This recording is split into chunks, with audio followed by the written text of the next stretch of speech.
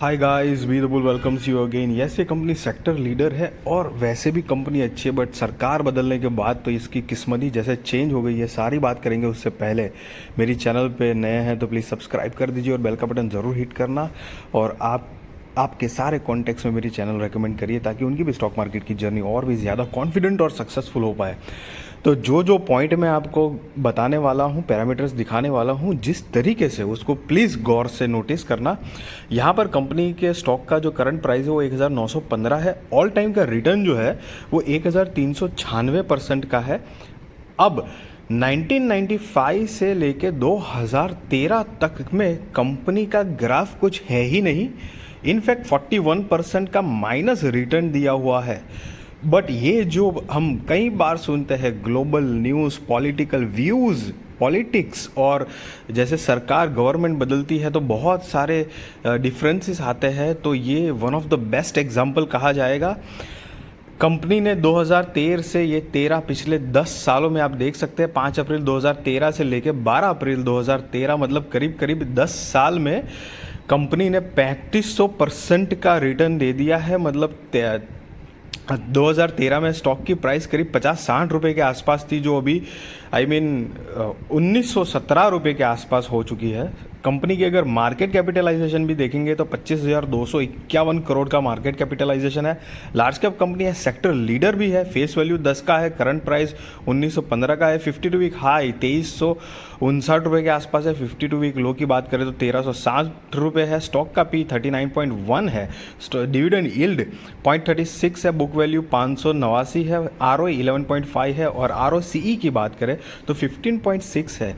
ये जो कंपनी है पर्टिकुलरली लाइक ऑटो इंडस्ट्री में काम करती है, लेकिन एग्रीकल्चरल मशीनिक में ज़्यादा काम करती है। मतलब एग्रीकल्चर के रिलेटेड जो मशीनरी आती है या रेल सेक्टर, रेलवे इक्विपमेंट की बात करें तो वो भी बनाती है ये कंपनी।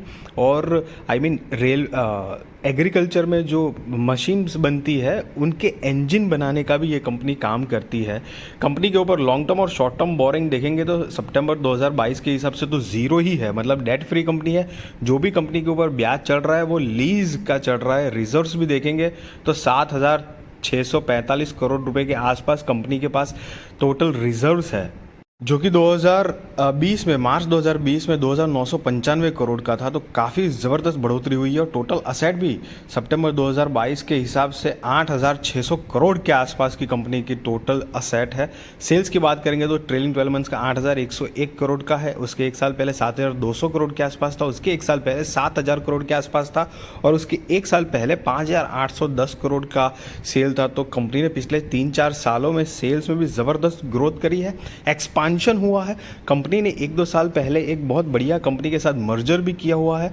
नेट प्रॉफिट की भी बात करेंगे तो अभी ट्रेलिंग 12 मंथ्स का 610 करोड़ का है, उसके एक साल पहले 736 करोड़ और उसके एक साल पहले 872 करोड़।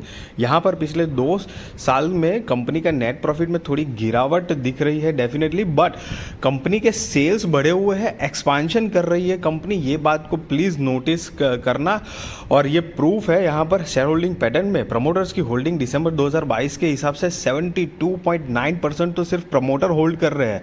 FIIs 3.95% है, DIs 8.49% है, पब्लिक की बात करें तो 12.99% है और अदर 1.67% है। यहाँ पर मैं आपको नोटिस कराना चाहूँगा कि दिसंबर 2021 में प्रमोटर्स की होल्डिंग 30.25 थी और मार्च 2022 में तो सिर्फ 28.1% ही थी। और ऊपर से प्रमोटर का एक भी स्टॉक प्लेज भी नहीं है। और ये कंपनी जो है मतलब आउटस्टैंडिंग पिछले परफॉर्मेंस दिया। आपने देखा कि पिछले 10 साल में क्या ज़बरदस्त रिटर्न दिया हुआ है कंपनी ने, और भी आगे कंपनी रिटर्न दे सकती है। ये कंपनी एग्रीकल्चरल ट्रैक्टर बनाने का काम करती है, रेलवे इक्विपमेंट का काम करती है, अर्थ मूविंग इक्विपमेंट बनाने का काम करती है। और मैं बताना चाहूँगा जिस कंपनी के साथ मर्जर किया वो कंपनी का नाम है कुबोटा।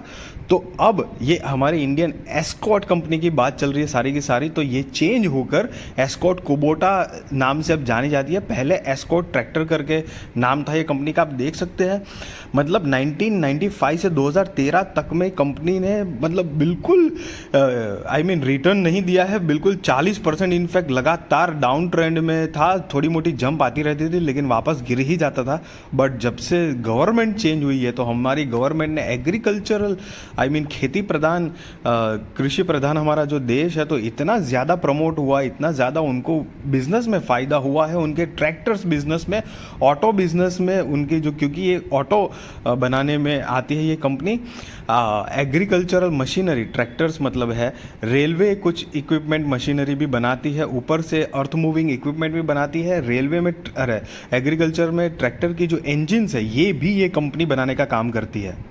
और ये कंपनी सेक्टर लीडर कंपनी भी है गाइस। मतलब आने वाले टाइम में अगर ये सरकार और 5 साल या 10 साल टिक जाती है तो डेफिनेटली यहाँ से बहुत ज़बरदस्त पोटेंशियल कंपनी दिखा सकती है। और इनफैक्ट आप चार्ट पैटर्न देखिए, डेफिनेटली थोड़ा जिगजैग दिख रहा है पिछले, अगर 2020 कोविड के बाद की भी बात करें, बट ऑन एन एवरेज मिला के वो ऊपर की तरफ, मतलब अप ट्रेंड में ही है कंटिन्यूस। ये शेयर जो है वो अप ट्रेंड में ही है गाइस। हालांकि मैं आपको बाय और सेल रिकमेंडेशन नहीं दे रहा हूँ, वो आप अपने रिस्क रिसर्च और फाइनेंशियल एडवाइजर को पूछकर करना। बट अगर एग्रीकल्चरल के रिगार्डिंग कोई स्टॉक ढूंढ रहे हैं आप और ट्रैक्टर्स बनाने वाली कंपनी को ढूंढ रहे हैं तो one of the best pick आपके लिए ये हो सकता है। आई होप गाइस कि मेरी वीडियो इन्फॉर्मेटिव लगी होगी। अगर इन्फॉर्मेटिव लगी तो प्लीज़ लाइक ज़रूर करना, और मेरी चैनल पे नए हैं तो सब्सक्राइब करके बेल का बटन जरूर हिट करना, और मेरी चैनल सबको रेकमेंड करिए आपके कांटेक्ट में, ताकि उनकी भी जर्नी सक्सेसफुल और कॉन्फिडेंट हो पाए। Thank you so much guys.